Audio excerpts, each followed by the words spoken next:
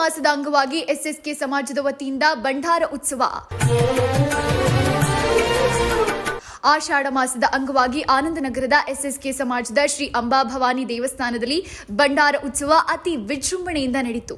ಭಂಡಾರ ಉತ್ಸವದ ಅಂಗವಾಗಿ ಬೆಳಗ್ಗೆ ದೇವಿಗೆ ವಿಶೇಷ ಅಭಿಷೇಕ, ವಿವಿಧ ಫಲಪುಷ್ಪಗಳಿಂದ ಅಲಂಕಾರ, 250 ಮುತ್ತೈದೆಯರಿಗೆ ಉಡಿ ತುಂಬುವ ಕಾರ್ಯಕ್ರಮ ಹಮ್ಮಿಕೊಳ್ಳಲಾಗಿತ್ತು ಮತ್ತು ನಾನಾ ಧಾರ್ಮಿಕ ಕಾರ್ಯಕ್ರಮಗಳು ನಡೆದವು. ಜೊತೆಗೆ ಸರದಿ ಸಾಲಲ್ಲಿ ನಿಂತು ದೇವಿಗೆ ವಿಶೇಷ ಪೂಜೆ, ಕಾಣಿಕೆ ಸಲ್ಲಿಸುವ ಮೂಲಕ ಭಕ್ತಿ ಮೆರೆದರು.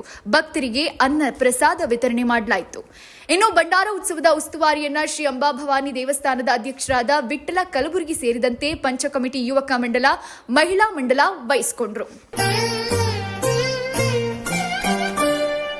ನೀವು ನೋಡ್ತಿದ್ದೀರಾ, ಇದು ನ್ಯೂಸ್ 88 ಕನ್ನಡ, ಸುದ್ದಿಯ ಜೊತೆ ಸದಾ ನಿಮ್ಮೊಂದಿಗೆ.